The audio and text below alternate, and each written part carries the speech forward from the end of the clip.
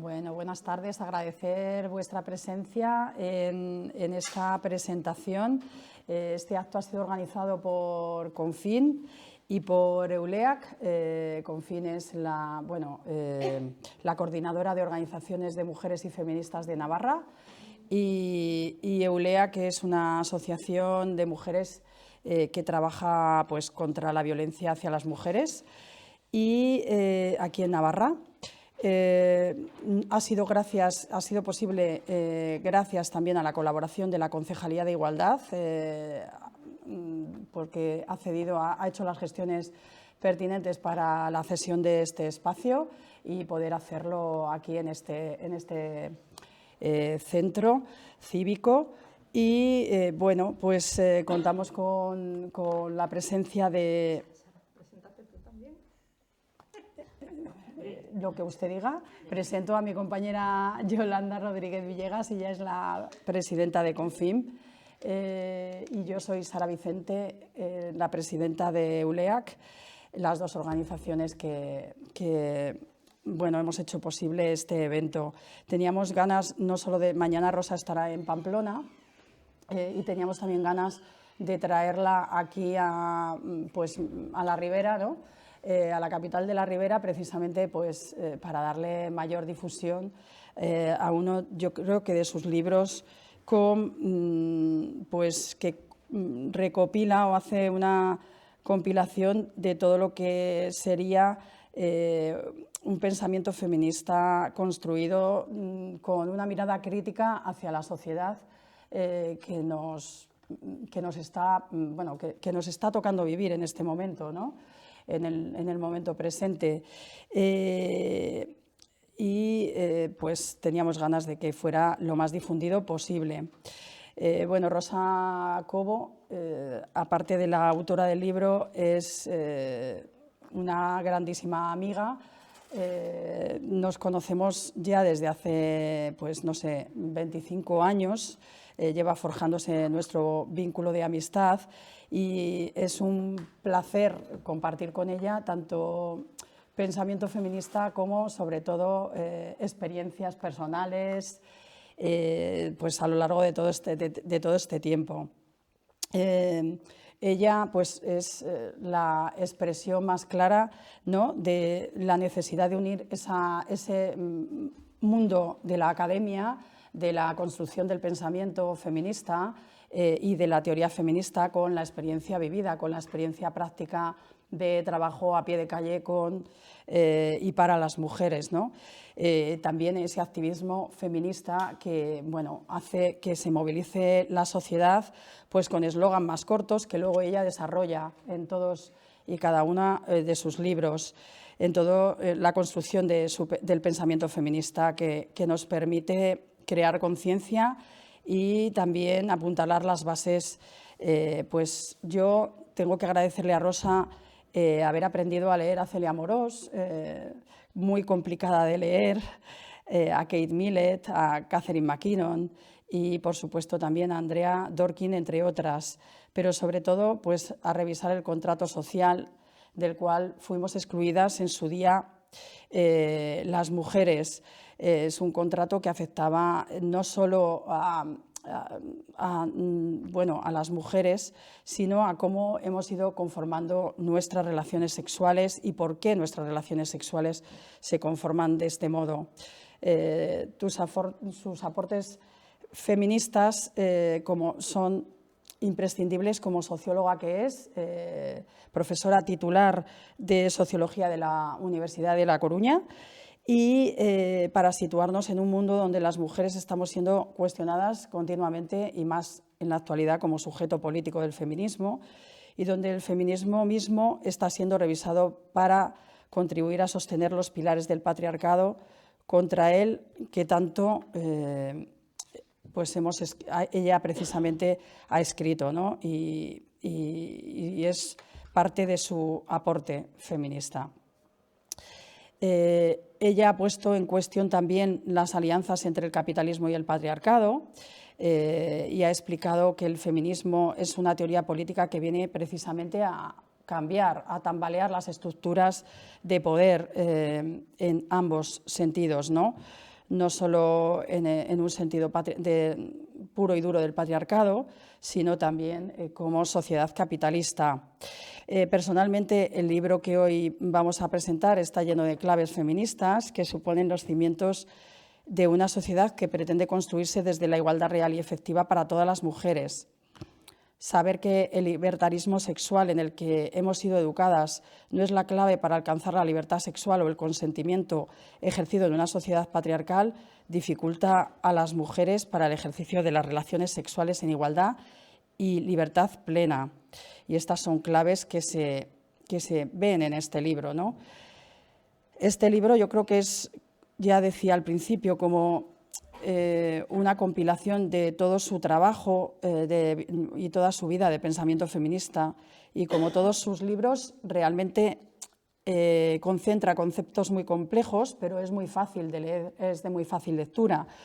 Hace asumible el reto que hay entre leer la teoría feminista para todas nosotras, ¿no?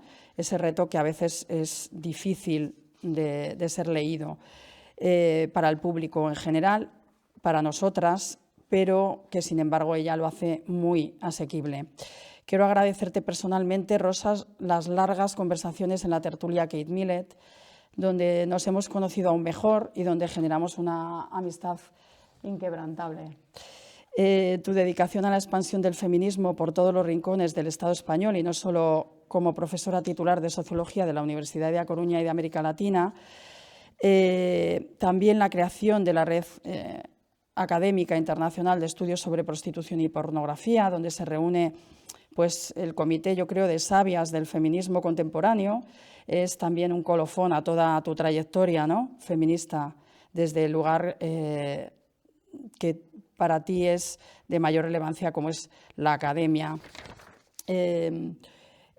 Sigue dirigiendo, ¿no?, ya es la 12ª edición del curso de Historia de la Teoría Feminista en la Escuela Feminista Celia Amorós, con las universidades. Es un curso que se hace con las universidades de Vigo, la Complutense de Madrid y la Rey Juan Carlos de Madrid e Islas Baleares.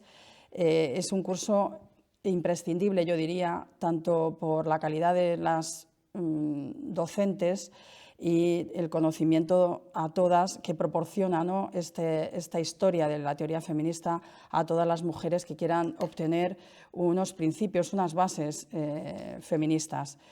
Es también directora de la revista Atlánticas, una revista internacional de estudios feministas de la Universidad de La Coruña.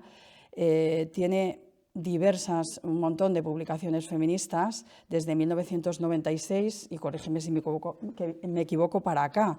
Pero la última es La ficción del consentimiento sexual, esta que presentamos hoy aquí, pero pues está Sociología feminista del año 2022, La pornografía, el placer del poder del año 2020, El breve diccionario de feminismo del año 2020 también, La prostitución en el corazón del capitalismo también del año 2017, y Hacia una nueva política sexual, que escribe en el año 2011, y Fundamentos del patriarcado moderno, en 1996. Estas, entre otras, porque tiene alguna otra más. Ha dirigido sus aportes en el ámbito de la prostitución y de las políticas públicas. Son muy importantes también en cuanto a que ha dirigido un proyecto nacional sobre prostitución y políticas públicas financiado por el Instituto de la Mujer, y, como decía antes, pues, ha impartido multitud de cursos y conferencias sobre teoría feminista, tanto en España como en América Latina.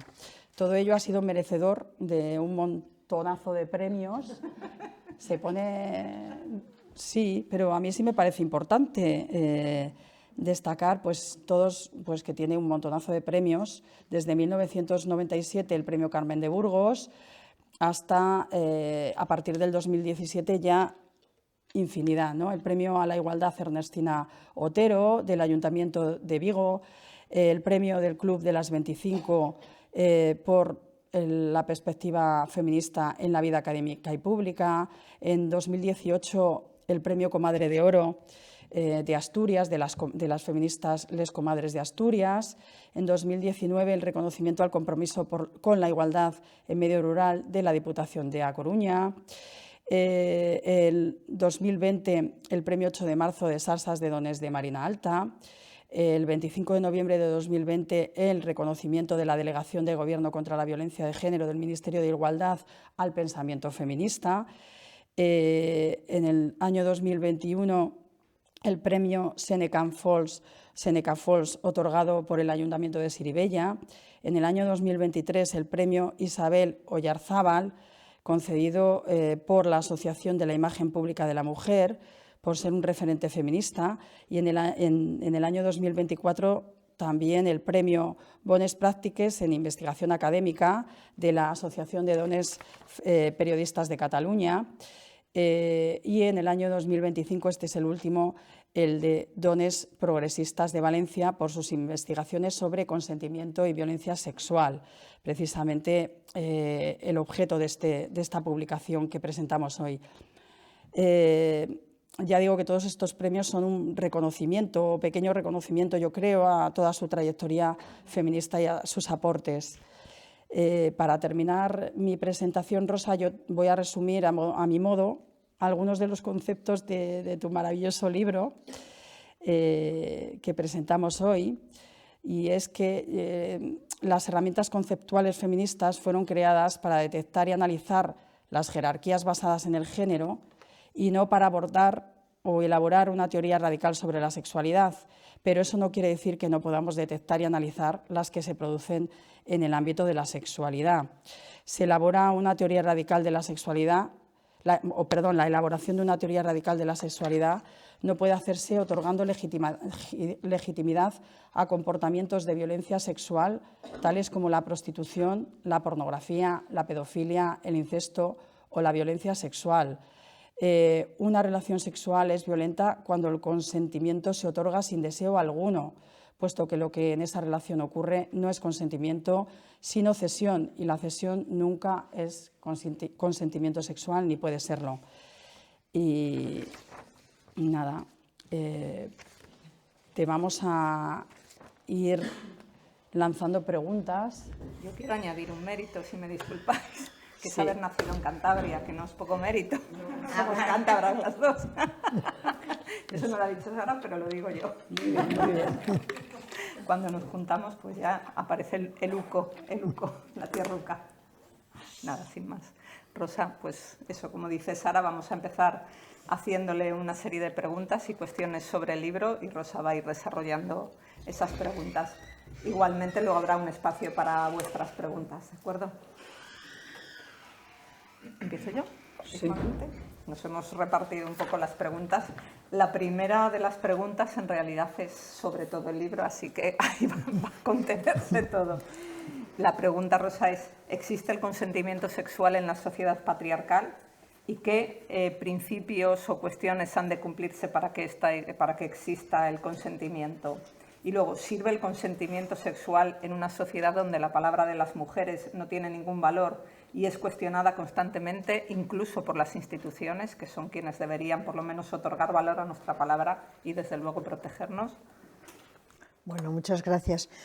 Bueno, yo primero quiero agradecer a Confin, a la Coordinadora de Organizaciones de Mujeres y o Feministas por la Igualdad en Navarra, y también a EULAC y, por supuesto, a Yolanda y a Sara por acompañarme hoy aquí, y a todas vosotras pues por haber venido en esta tarde que hace un poco de sol y que igual pues es mejor estar por ahí, ¿no?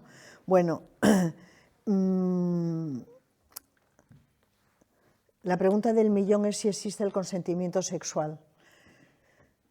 Pues mirad, en los años 80, bueno, sobre el consentimiento sexual se ha reflexionado el feminismo, no una vez, sino muchas veces, pero sobre todo ha reflexionado el feminismo básicamente en la década de los años 80. En los años 80, en el contexto de una corriente feminista muy relevante que fue el feminismo radical y el feminismo cultural, es la primera vez en la historia del feminismo en la cual el consentimiento sexual se convierte en un objeto de reflexión para la teoría feminista. Pero no solamente para la teoría feminista, sino para la práctica política feminista. ¿Qué es lo que se dice en esa década? ¿Y quién lo dice? Lo van a decir dos feministas que ha citado Sara, que son Andrea Dworkin y Catherine MacKinnon. Ellas van a sostener que no hay consentimiento sexual, que no existe consentimiento, que no puede existir consentimiento sexual en una sociedad patriarcal. Esta es la afirmación que van a hacer estas teóricas de una manera muy particular la jurista Catherine MacKinnon, y va a hacer esta afirmación en la década de los años 80, y esta afirmación la va a volver otra vez a ratificar en el año 2000, no sé si 22 o 23, cuando MacKinnon decide intervenir de una forma activa en todo el debate que hay en Francia sobre si sería necesario introducir el consentimiento sexual dentro de la legislación. Y va a escribir un libro que no se ha traducido al español, que se llama Redefiniendo la violación, algo así, contra el consentimiento sexual a favor de la igualdad. En este libro, que va a ser un libro importante porque todo lo que escribe, como dice Miriam Martínez Bascuñán, una columnista del País, Catherine MacKinnon es una vieja leona del feminismo, de modo que, en fin, un libro de Catherine MacKinnon es como para tenerlo en consideración. Bueno, ella ratifica lo mismo, y yo en este libro asumo parcialmente las tesis de esta autora. Es decir, ¿existe el consentimiento sexual en una sociedad patriarcal? Es extraordinariamente difícil. ¿Por qué es muy difícil que las mujeres tengamos la libertad radical como para poder construir relaciones sexuales, encuentros sexuales que sean completamente libres? Bueno, yo creo que es evidente que para que un encuentro sexual podamos decir que es legítimo y que por lo tanto esté basado en el consentimiento sexual, se tienen que dar tres condiciones. La primera condición es de sentido común, es la voluntad. Sin voluntad no hay una relación que sea legítima. La segunda condición es que tiene que haber deseo, una relación, un encuentro sexual en el que lo tienes por razones que todas las mujeres conocemos muy bien, para tener la fiesta en paz, para que no haya discusiones, por las razones que sean. Eso no se puede denominar consentimiento sexual. Como dice una psicoanalista francesa, Clotilde Leguil, no es lo mismo consentir que ceder. Y eso es una cesión. Y una cesión no es un acto de consentimiento sexual, ¿no? Entonces, esa sería la segunda condición, tiene que haber deseo. Esta fue una lucha titánica que hicieron las feministas en la década de los años 70, las feministas radicales que reivindicaron una libertad sexual que para las mujeres se tradujese en deseo, como ya lo era para los varones. La tercera condición es la igualdad. Una sociedad en la que no hay unos niveles razonables, y voy a decir razonables, que ya sé que es una palabra muy reinterpretable, ¿no? Pero razonables para arriba, si no hay unas estructuras, un entramado institucional, un entramado cultural, con unos niveles razonables de igualdad, no es posible el consentimiento sexual. Pensamos, por ejemplo, en millones de mujeres que hay en tantas partes del mundo donde la vida de las mujeres no tiene ningún valor. Si la vida de las mujeres no tiene valor, ¿cuáles las posibilidades que tiene para consentir sexualmente? Pues prácticamente ninguna. Entonces, ya para terminar, que yo me tiendo a alargar mucho, porque esto de dar clase te crea ¿no? Ya para terminar, yo no lo plantearía, ¿hay consentimiento sexual o no hay consentimiento sexual. Yo plantearía que para muchas mujeres en el mundo el consentimiento sexual, para millones de mujeres en el mundo, el consentimiento sexual no existe, es una ausencia, es un vacío. Pero hay otros grupos de mujeres que por muchas circunstancias, por lugares en los que vivimos, por cómo se ha construido nuestra subjetividad, tenemos mayor, no sé cómo llamarlo, mayores posibilidades de otorgar el consentimiento sexual. Entonces yo no diría no hay consentimiento sexual para ninguna mujer. Yo no sostendría esa tesis, que la entiendo muy bien, por otra parte, de McKinnon. Tampoco diría que el consentimiento sexual es algo completamente, ¿no? Que, pues sí, que todas las mujeres, por el simple hecho de no ser explícitamente violentadas, consienten sexualmente. Sabemos que no, todas las mujeres que estamos aquí, porque forma parte de nuestra experiencia.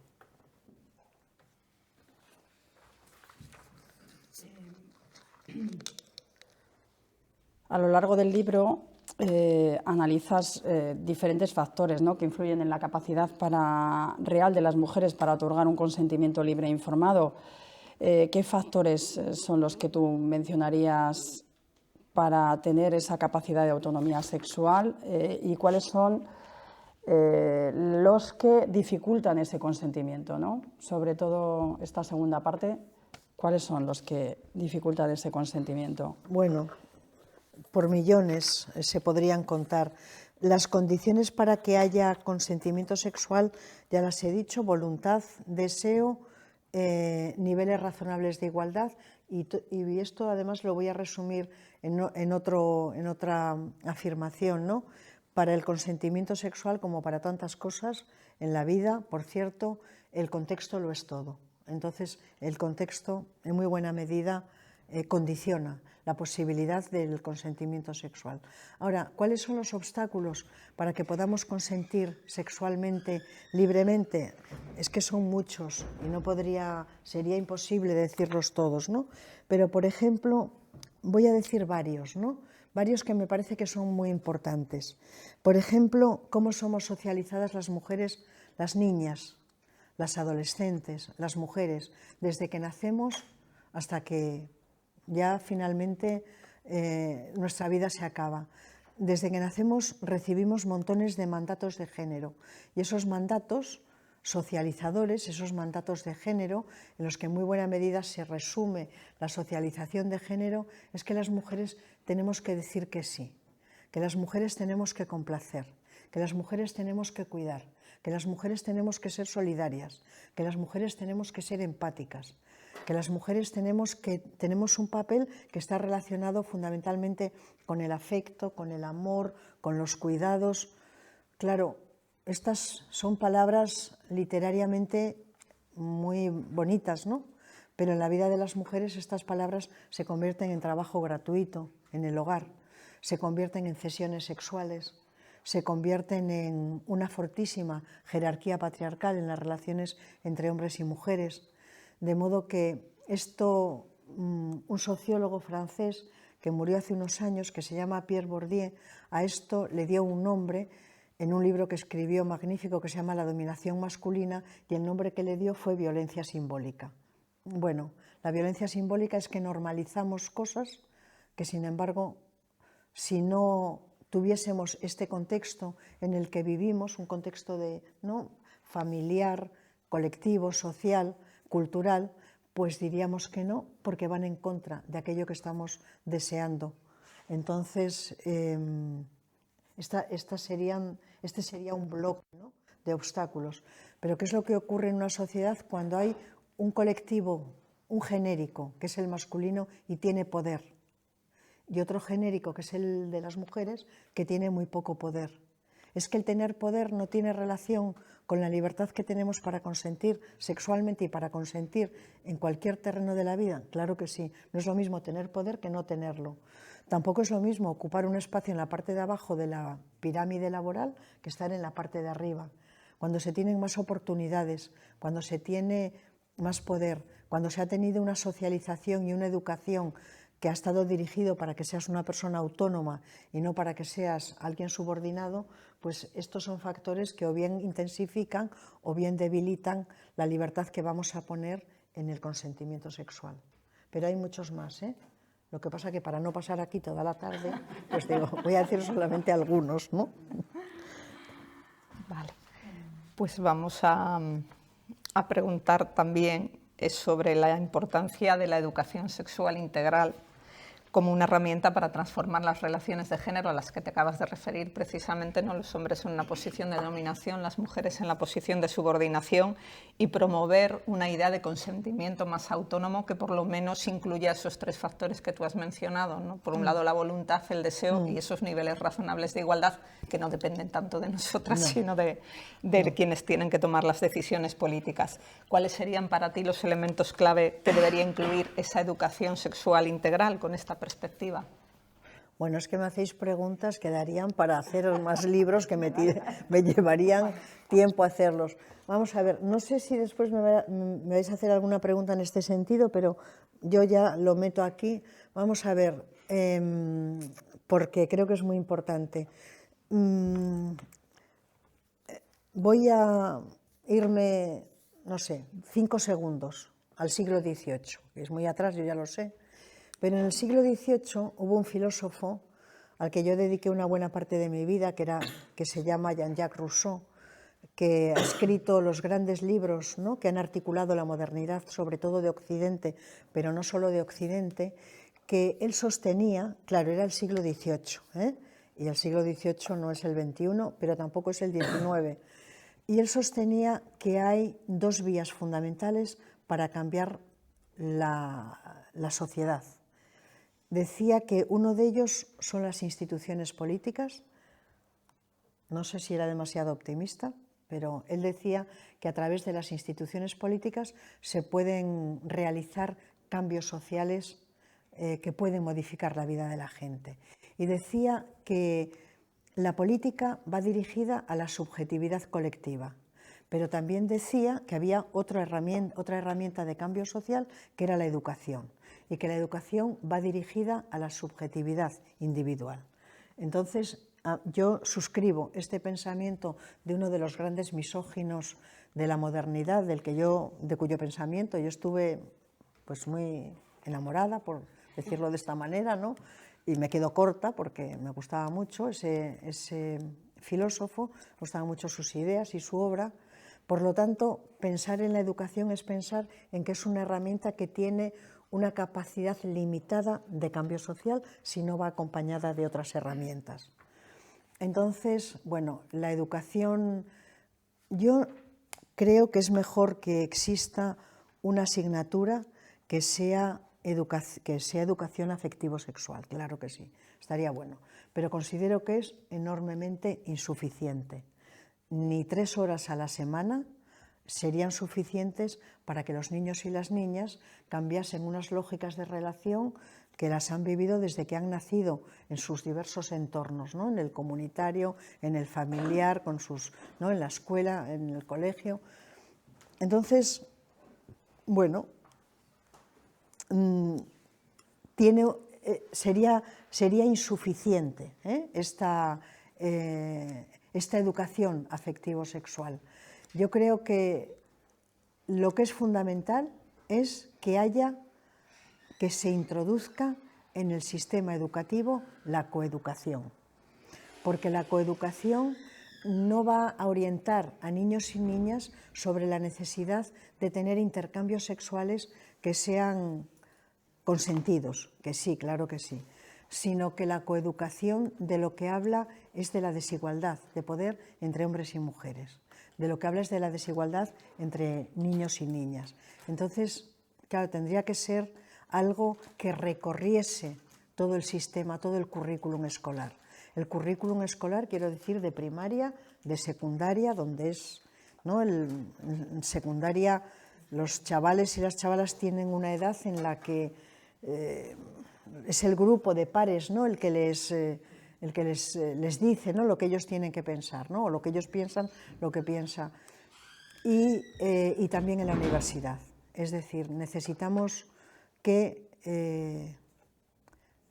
nuestros niños y niñas, nuestros y nuestras adolescentes, entiendan que no hay mejor lógica de relación con el otro sexo que la igualdad. Ahora bien, esto en el campo de la educación, pero después en el campo de la política necesitamos que se hagan políticas que sean abolicionistas de la prostitución y que, desde luego y en primera instancia, y a mí me parece que es de una urgencia enorme, que se prohíba a los menores y a las menores el acceso a la pornografía.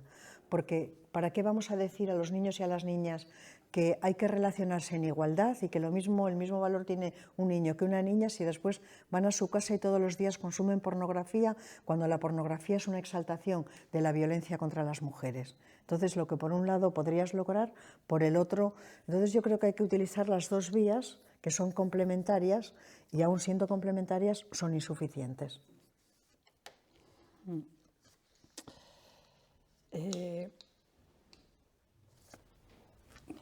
Tú en el libro recalcas esta idea de que es diferente, ¿no?, el libertarismo sexual y el feminismo. ¿Podrías explicar qué es el libertarismo sexual, qué es el feminismo, sobre todo en cuanto a consentimiento sexual, ¿no?, en qué se basa cada uno de los dos movimientos? Bueno, de alguna forma ese es el núcleo, bueno, no sé si es el núcleo del libro, porque una nunca acaba de saber. Cuando yo me puse a escribir este libro, que yo pensaba que iba a ser un libro que iba a cerrar las investigaciones que yo había hecho sobre prostitución y sobre pornografía, pero que finalmente he pensado que no lo cierra, yo no sabía casi nada sobre consentimiento sexual. Solamente sabía lo que había leído a McKinnon y a Andrea Dworkin, pero poco más. Bueno, y lo que había leído, lo que se había escrito en la tercera ola, ¿no?, con el feminismo radical fundamentalmente, que es quien ha reflexionado sobre esto. Pero claro, cuando tú estás escribiendo un libro desde una perspectiva que es crítica, cuando estás haciendo, no hace falta publicar un libro, hacer una investigación, siempre tienes que discutir, siempre tienes que debatir con quien tiene posiciones que son contrarias, con quien tiene posiciones que son diferentes. Yo cuando me puse a escribir el libro ni sabía cuál podía ser el referente polémico de las reflexiones que yo estaba haciendo sobre el consentimiento sexual. Y muy rápidamente encontré que el referente polémico sobre el consentimiento sexual era el libertarismo sexual. Y es que sobre el consentimiento sexual hay 4 discursos. 2 discursos que no tienen reflexión intelectual, que son meramente funcionales a los intereses de quienes los ponen en pie, y después 2 discursos que son los que tienen, digamos, más carne intelectual. Los que son fundamentalmente ideológicos y tratan de defender sus intereses es ese discurso que nace del sistema patriarcal y ese otro discurso que nace del capitalismo neoliberal. Ninguno de ambos sistemas de dominio, por supuesto, hubiesen querido que el discurso sobre el consentimiento sexual se produjese y se colocase en el ámbito, ¿no?, en el debate político, en el debate público primero, en el político después. Y después hay 2 discursos que son discursos teóricamente elaborados de fondo y que están defendiendo, no sé cómo decirlo, una visión de cómo tiene que articularse la sociedad. También los otros, pero los otros 2 discursos responden más a intereses. Uno es el libertarismo sexual y otro es el feminismo. El libertarismo sexual lo tenemos, ¿no?, muy reciente, lo tenemos, bueno, más que muy reciente, lo vemos, ¿no?, porque está en los medios de comunicación, porque está en la universidad, porque está en la cultura, porque está en la vida cotidiana, ¿no? El libertarismo sexual es un concepto que tiene sus orígenes en mayo del 68, en la revolución sexual, en el movimiento hippie, y es esa idea que se divulgó desde ese momento de cuando se coloca, no diré que por primera vez en la historia, pero sí por segunda, cuando se coloca la sexualidad en el imaginario colectivo. La idea de que la sexualidad tiene que ser buena, la idea de que, en fin, porque la primera vez que se habla de sexualidad, y se habla de sexualidad mal, a mi juicio, pero ese es otro tema, lo hará el psicoanálisis y lo hará a principios del siglo XX. Pero va a ser un bombazo, ¿no?, colocar la sexualidad en el imaginario colectivo, porque eran sociedades extraordinariamente puritanas, en algún sentido, en otros no, pero bueno, lo eran. Entonces, claro, colocar la sexualidad y hablar de una fuerza, de una energía que en muy buena medida nos dice quiénes somos, aquello fue un escándalo, ¿no? Luego, para las feministas fue más escándalo, porque la interpretación de esa sexualidad era una interpretación que favorecía a los varones. Pero la segunda vez que se coloca otra vez la sexualidad en el imaginario político, en el imaginario público, en el imaginario cultural, es al hilo de la Revolución de mayo del 68. Y en mayo del 68 va a ser ese momento histórico en el que la idea fuerte va a ser la idea de libertad sexual. Porque ellos van a partir, y digo ellos, y creo que lo digo bien, ellos van a partir de, bueno, creo que lo digo bien, no lo digo bien, ellos van a partir de la idea de que hay unos códigos que son extraordinariamente rígidos, que son los códigos sexuales, que limitan mucho la libertad de hombres y de mujeres. Eso es lo que van a decir esas imágenes que tenemos, ¿no?, de los líderes de mayo del 68, de pantalones acampanados, de ojos azules. Al principio eran todos norteamericanos, no todos tienen los ojos azules, ya lo sabemos, pero bueno, es las imágenes que nos vienen, ¿no? Con los pelos largos, desaliñados, eran muy libres, eran... No. Bueno, el caso es que parecían que eran muy libres, parecía que eran muy... ¿no? Y fueron ellos los que colocaron la idea de la libertad sexual. Y yo creo que la libertad sexual, esto lo dice una socióloga que se llama Eva Iluz, y dice que la libertad, que la revolución sexual fue realmente querida, deseada, anhelada por millones de hombres y de mujeres, y que unos y otras deseaban aquello que se presuponía que iba a llegar. Pero la realidad del asunto es que los varones muy pronto redefinieron la revolución sexual como la disponibilidad sexual de las mujeres para que los varones pudiesen acceder a sus cuerpos con completa libertad. Eso lo vivió mi generación, lo vivimos en la universidad, lo vivimos en los partidos, lo vivimos en muchísimos sitios, ¿no? Era aquello de que los varones consideraban que era inexplicable que tú no accedieses a sus requerimientos sexuales. Entonces, cuando decías que no, que lo decías muchas veces, pues se quedaban con mucha sorpresa porque, bueno, la revolución sexual no era esto, que nos dijeseis que no, ¿no? No era moderna. Efectivamente, ahora mucho menos moderna, pero entonces, bueno, esa era la revolución sexual. Aún así todo, tuvo algo que fue muy bueno, que fue la idea de que era imposible una buena sexualidad sin placer compartido. La idea de que no hay sexualidad fuera del deseo y fuera del placer. Entonces, esta idea las feministas radicales de los años 70 la redefinieron y ellas lo que pusieron encima de la mesa era la necesidad de encuentros sexuales que fuesen recíprocos, que estuviesen basados en el placer, que fuesen compartidos, que fuesen vividos en la intimidad y sobre todo que fuesen negociados. Bueno, esta fue una idea que vino acompañada de lo que esta misma socióloga Eva Iluz llama el inicio de una época de abundancia sexual. Toda nuestra vida está rodeada de juguetes sexuales, de Tinder, de pornografía, de figuras de mujeres enormemente sexualizadas, de locales donde se va, ¿no?, a hacer cosas distintas, ¿no?, de películas con alto contenido, con alto voltaje sexual.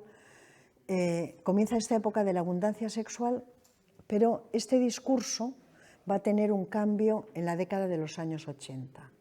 Y ese cambio es que la ideología de la libertad sexual se va a transformar en libertarismo sexual. Y el libertarismo sexual tiene algunas características que lo diferencian de una forma significativa de la revolución sexual. Y es que mientras que la revolución sexual no era posible ser pensada sin deseo, el libertarismo sexual considera que puede haber encuentros sexuales que sean legítimos, que no estén basados en el deseo.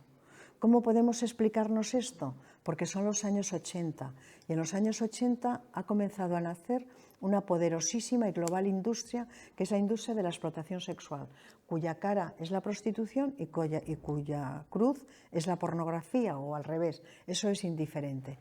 Se tienen que producir discursos que legitimen la bondad de la prostitución.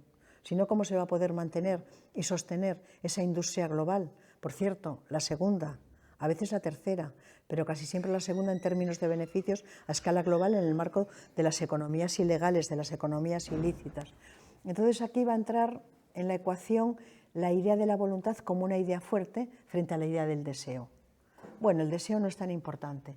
Si el deseo es importante, no podemos justificar ni legitimar ni la prostitución ni la pornografía. Y esto es solo la primera parte del libertarismo sexual. El libertarismo sexual hoy tiene una teoría de fondo, tiene un marco teórico, a mi juicio débil, pero yo sé que esto es reinterpretable, que es la teoría queer. Y la teoría queer es una teoría que está articulada alrededor de la libertad sexual, que está articulada alrededor de la sexualidad. Y de lo que se trata, sobre todo, es de convencer de que asumamos la idea de que la libertad sexual lo es todo. Y si no lo es todo, es muchísimo. Y que no es posible ni es deseable que los individuos no tengan un margen amplísimo de libertad sexual, lo cual sería una buena idea si no fuese porque a veces, cuando la libertad sexual se extrema y se radicaliza para unos, acaba convirtiéndose en un abuso para otras. Y eso es lo que ocurre con una teoría que considera que todo tipo de relación que esté basada en la voluntad, pero no necesariamente en el deseo, todos esos tipos de relaciones son relaciones que están bien, ¿no? Como las relaciones sadomasoquistas, como la pedofilia, como la prostitución. El libertarismo sexual entendería que son relaciones articuladas alrededor de la sexualidad que lo que hacen es fortalecer la libertad de los individuos. Frente a esta idea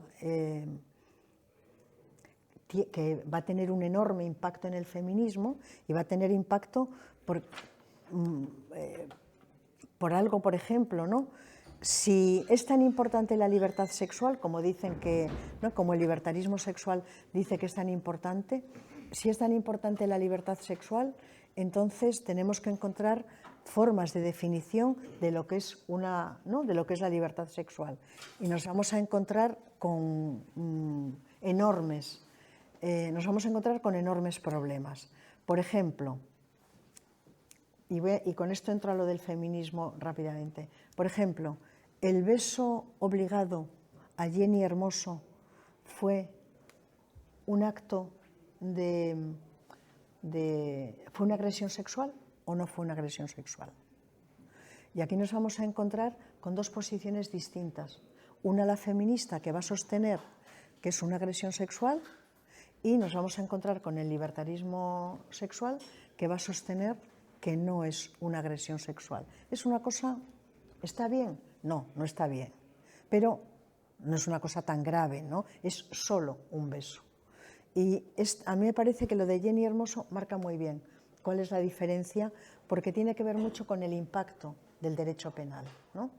Y el feminismo, pues ya lo he explicado antes, ¿no? Parte de la hipótesis de que la sexualidad tiene que ser recíproca, negociada, tiene que ser compartida, tiene que estar basada en el deseo. Si todas estas condiciones no se dan, la libertad sexual entonces se convierte en una ausencia para las mujeres. Entonces, la pregunta que se derivaría de esto es: ¿el libertarismo sexual tiene un objeto de estudio? Y un objeto no solamente de estudio, que es la sexualidad. Dicen que de hombres y de mujeres, pero yo eso no acabo de verlo tan claro cuando me voy a los ejemplos prácticos.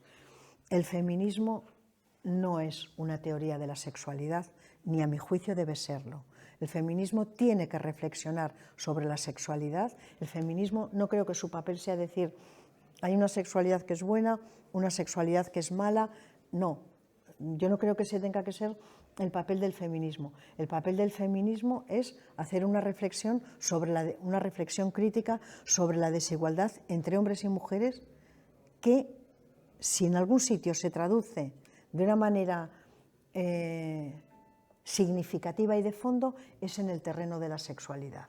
Pero las feministas estamos muy preocupadas por la desigualdad en el mercado laboral, estamos muy preocupadas por la violencia sexual, estamos muy preocupadas por la desigualdad de poder entre hombres y mujeres. Entonces, el libertarismo sexual se centra en la sexualidad, el feminismo se centra en las relaciones de desigualdad entre hombres y mujeres en los diferentes ámbitos.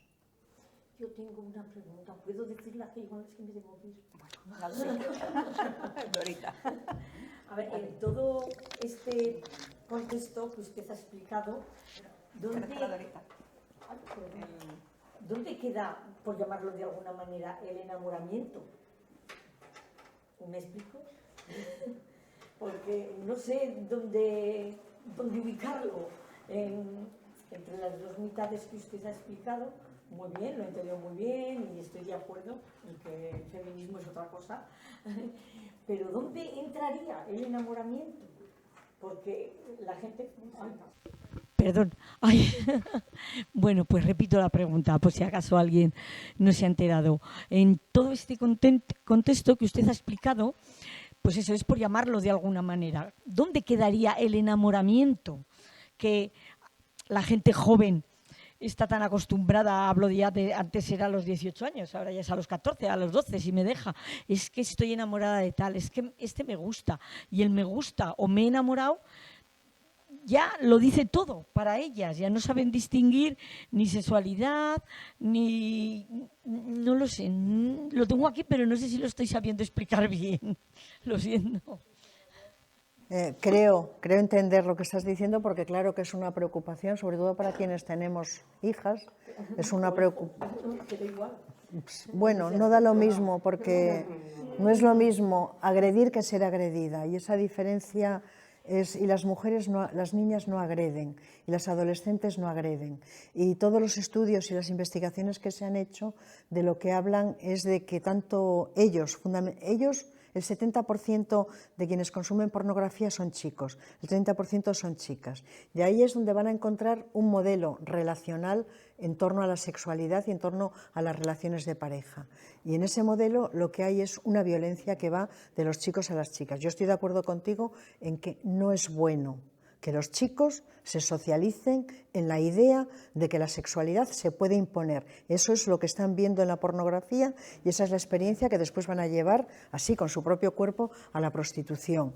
Entonces, claro que no. Por supuesto que ellos, yo no soy de las feministas ¿no?, que sostiene que ellos son víctimas. Yo no creo que ellos sean víctimas en un sentido, en otro todos y todas somos víctimas. No es lo mismo estar en una posición de privilegio que en una posición de no poder. Esto es algo que está claro. Bueno, yo distinguiría, una cosa es un encuentro sexual y otra cosa es una experiencia de amor. La experiencia de amor es política, lo dijeron las feministas radicales, yo no podría estar más de acuerdo con ello. El amor romántico, decía Kate Millett, mientras las mujeres amábamos, los hombres gobernaban el mundo, ¿no? Nada es más verdad que eso, ¿no? No todos los hombres pueden, por supuesto, gobernar el mundo, pero desde luego todas las mujeres amamos y lo hacemos exactamente como hemos sido socializadas para hacerlo, a no ser que hagamos mucho trabajo con nosotras mismas y podamos transformar, ¿no?, ese tipo de imaginario, ¿no?, que desde que nacemos, ¿no?, pues nos vamos socializando en él. Bueno, las chicas lo que hacen es,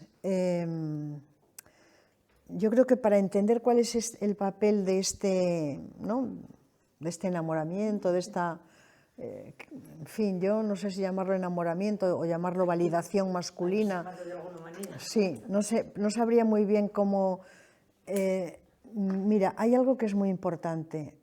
Los niños, desde que nacen, son socializados en la idea de que ellos son autosuficientes, de que ellos son un todo, de que ellos son seres completos, de que son seres autónomos que lo merecen todo independientemente de lo que vayan a tener después, que luego, entre una cosa y otra, las niñas, las mujeres, desde que nacemos, somos socializadas en la idea de que somos seres defectivos, que nos falta algo. Ya lo dijo Freud con muy mal criterio, pero lo dijo, ¿no? Y no solamente. Y esta idea, hasta dice una feminista marxista italiana que se llama Lidia Chirillo, dice, aún los hombres más democráticos y más igualitarios tienen dentro de su cabeza, aunque no lo verbalicen, la idea de que ellos tienen algo que las mujeres no tienen. Esto es así y no puede ser de otra manera, pues sencillamente porque somos educadas y educados así. Entonces, esta idea de que no somos lo suficiente, el síndrome de la impostora y tantas cosas, ¿no? Esta idea de que no somos lo suficiente, de que no,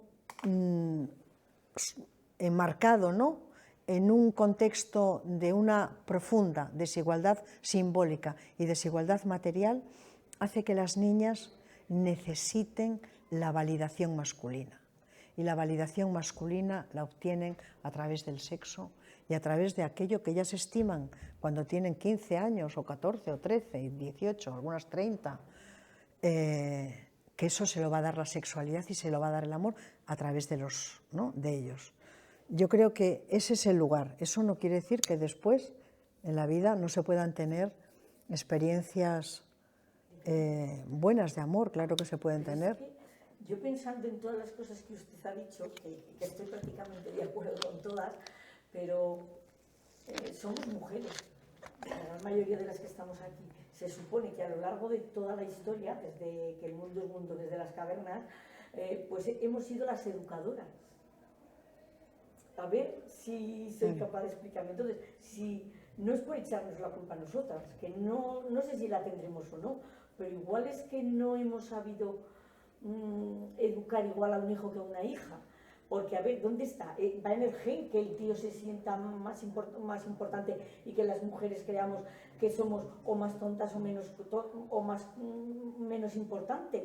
Pues la sociedad, ya sé que la sociedad, usted habló de la educación a través de la política, de la escuela y tal, y la de la familia, que yo no sé, no he leído su libro, no sé si lo recogerá allí, no, es que me tengo que marchar, perdón.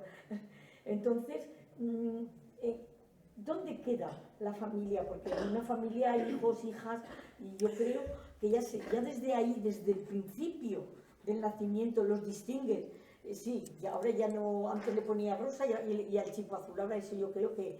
Ahora sigue bastante con el rosa y el azul, por cierto. Bueno, yo tengo muchos años y no tengo más que un hijo, porque una hija se me malogró. Pero lo más importante para mí, y tengo 74 años, era haber tenido los dos géneros para poderlos haber educado. Sexos. Bueno, pues los dos géneros, me da igual, los dos sexos, para poderlos haber educado igual. Yo me he criado siempre con hombres, porque no he tenido más que hermanos y encima he sido la mayor y siempre he tenido que defenderme con uñas y dientes para poder sobrevivir entre ellos, pero lo logré. Y lo logré hace muchos años, a fuerza de mucho esfuerzo, de leer mucho, de hablar mucho con ellos, de hacerles entender muchísimas cosas. Y la familia para eso es muy importante. Pero no. Yo creo que esta idea de que hay una fuerte desigualdad entre niños y niñas, porque las mujeres les educamos así, es un mito del sistema patriarcal para culparnos a las mujeres. Las mujeres hacemos aquello que creemos que tenemos que hacer y creemos que tenemos que hacer eso porque hemos sido socializadas y educadas para hacer eso. Entonces estimamos que es lo mejor y lo hacemos. Entonces es muy importante tener a mí me parece que es muy importante saber algo. Los oprimidos nunca son responsables de su opresión. nunca. Y esto vale para mujeres y vale para todo el mundo, efectivamente. No somos responsables. Y esto, en relación con, ¿no?, con la pregunta, ¿no?, y la pregunta y la reflexión que hacías, las mujeres hacemos solamente aquello que creemos que tenemos que hacer, pero vamos a ponernos en una hipótesis, que es la hipótesis de que yo, que soy una mujer feminista, no de ahora, sino desde hace ya muchísimos años, tengo una hija y yo he querido que mi hija sea algo diferente y me encuentro con una realidad, con que la capacidad de maniobra socializadora que tienes tú es muy reducida, porque está la televisión, porque están las plataformas, porque están las compañeras y los compañeros de clase por el colegio, porque están todos los lugares a los que se van de vacaciones, porque están las otras familias. Entonces, los críos y las crías son el resultado de la interacción de todas esas instituciones, ¿no? Entonces, tú tienes un margen de maniobra, pues a veces es más, a veces es menos, dependiendo de muchísimas cosas, ¿no? Pero lo primero es, nosotras no somos las que transmitimos la cultura patriarcal. Nosotras nos han convertido en depositarias de la cultura patriarcal. Y esa es otra cosa distinta. Nosotros somos, como diría Celia Amorós, las guardianas, ¿no?, de esa cultura patriarcal. No porque queramos, sino porque se nos ha asignado ese papel. Cuando una sociedad se asigna papeles a grupos, es muy difícil. ¿Y quiénes nos hemos salido de eso? Pues las mujeres que somos feministas y otras que no se autodefinen como tal, pero que tienen vidas libres y que han decidido hacer de su capa un sayo y que han podido hacerlo, ¿no? Porque las cosas solamente se hacen cuando se pueden hacer. Y muchas veces no se pueden hacer. Sí, pero para intentarlo tienes que tener conciencia de que tienes que intentarlo. Y hay millones de mujeres en el mundo que solamente con comer y con poder sobrevivir, pues tienen bastante. Continuamos hablando un poco del... Sí, me tengo que marchar por eso. Ya, pero cerramos aquí no te preocupes. Vale. La pregunta que tiene que ver con todo lo que has comentado antes, bueno, yo estaba haciendo una reflexión que no está en las preguntas y que tiene que ver con lo que decías sobre cómo las feministas damos la vuelta al cuento este del libertarismo sexual y cómo somos condenadas por ello, ¿no? Y esto, vamos, que nos está pasando continuamente, cómo somos acusadas de conservadoras, cómo somos acusadas de mojigatas, neomonjas, bueno, etcétera, etcétera. Incluso ahora con las nuevas corrientes de la derecha, esto no está en las preguntas, pero es que me viene con las nuevas corrientes de la extrema derecha o de la ultraderecha que está habiendo a nivel mundial, tesis que no son feministas, nos las están también diciendo que es lo mismo que decimos las feministas, lo que está pasando, por ejemplo, un poco con Trump, eso es, y nos están acusando. ¿Cómo puede sobrevivir el feminismo con este tipo de políticas ultraconservadoras, o cómo podemos sobrevivir sin ser acusadas de estar fomentando precisamente esas políticas tan contrarias a los derechos humanos en general y a los derechos de las mujeres en particular? Pues tampoco, no sé hasta qué punto puedo decirte algo que sea, no sé, muy nuevo o algo que tú no sepas. Lo que creo que es indiscutible, por lo menos yo lo veo indiscutible, es que hay un debate de fondo y hay una disputa de fondo para conquistar la hegemonía de un discurso. Eso sí creo que lo hay. Y creo que esas dos partes, esas dos corrientes son el libertarismo sexual y el feminismo. Yo eso no tengo ninguna duda de que hay una disputa, que es una disputa, sí, es una disputa ideológica, es una disputa de poder, es una disputa que tiene muchas características. Pero no sé, a ver, para decirlo, por decir algo nuevo, ¿no? Si es que se pudiese decir algo nuevo, que es harto difícil. Yo tengo la impresión muchas veces de que el libertarismo bueno, no voy a decir el libertarismo, porque eso es más amplio. Yo diría que detrás del libertarismo, ahora mismo, se está escondiendo todo este debate acerca de las personas trans, ¿no? La teoría queer, que es la teoría, ¿no?, que articula el libertarismo sexual, no es una teoría solamente para las personas trans, es una teoría de la libertad sexual radical, que es otra cosa diferente, ¿no? Entonces, para trans y para cualquier tipo de práctica sexual que sea una práctica ¿no?, radical, transgresora, etc. Bueno, yo sí creo que los trans son, las personas trans, no las personas trans, sino lo que significan, son un objeto transaccional entre dos sectores masculinos. Entre dos sectores masculinos que están vinculados a dos sectores de la izquierda distintas. Creo que yo no estoy nada convencida de que sean tan importantes para quien los sostiene desde sectores de la izquierda los derechos de las personas trans. Y lo creo de verdad. Yo lo que creo es que son un objeto transaccional en el que han utilizado alternativamente a personas trans y a feministas para establecer una lucha de poder y a través de esa lucha de poder conquistar la hegemonía política y la hegemonía ideológica. Así es como yo veo que esta es una interpretación dentro de las varias que se pueden hacer y que seguramente pudieran ser complementarias. Entonces, por otra parte, además de esto, por otra parte, el libertarismo sexual es una ideología que no apunta a los cimientos del sistema. El sistema se queda intacto.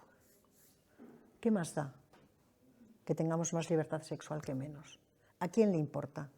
¿Qué le quita y qué le pone eso al sistema patriarcal? ¿Qué le quita y qué le pone eso al capitalismo neoliberal? Ni le quita ni le pone. El feminismo es otra cosa. El feminismo apunta directamente al punto de flotación del sistema establecido. Y cuando digo sistema establecido, lo digo en el sentido de lo que sostiene todo un sistema. ¿A quién le interesa? ¿A qué sectores de la izquierda o de la derecha les interesa que las mujeres reclamen su cuota dentro de las listas electorales? O que reclamen espacios más cualificados en el mercado laboral. Es que las vindicaciones feministas tienen como intención debilitar un sistema que está legitimando la desigualdad. Entonces, entre estas dos explicaciones, digamos que yo me muevo para tratar de comprender este momento histórico tan raro que estamos viviendo. Entonces, yo creo que hay una lucha ideológica, una disputa ideológica entre dos izquierdas, que no me atrevo a ponerles ni nombres de partidos porque se mezclan y esto es un lío ¿no? Y también creo que hay una enorme disputa ideológica dentro de los dos sectores de la derecha, el que es más ultra y el que es más civilizado, a mi juicio, ¿no? Yo creo que hay dos disputas y en esas disputas, toda disputa no se puede dar siempre de frente, porque solamente lo da de frente quien puede ganar. Y quien no puede ganar se echa a un lado. Entonces, y cuando no está nada claro quién puede ganar, entonces se eligen objetos transaccionales, ¿no? Para utilizar otra vez el concepto, bueno, de Lévi-Strauss y de Celia Moros, ¿no? Yo creo que ese es el papel que cumplimos nosotras, yo creo que ese es el papel que en muy buena medida también cumple el libertarismo sexual, con el añadido de que el libertarismo sexual está siendo instrumentalizado para ocupar el espacio ideológico, político del feminismo. Y desde ese punto de vista esto es un desastre, pero yo soy optimista, ¿eh? O sea, yo soy optimista porque hemos vivido... Tengo que marchar, muchísimas gracias. Me he quedado sin coche. Yo soy optimista porque hemos vivido momentos que han sido muy malos, como por ejemplo cuando la izquierda, a finales del siglo XIX, pues decía que las sufragistas eran unas burguesas, porque defendían el pequeño detallito de defender aquello que los hombres tenían como derecho, que entre otras cosas era el voto, ¿no?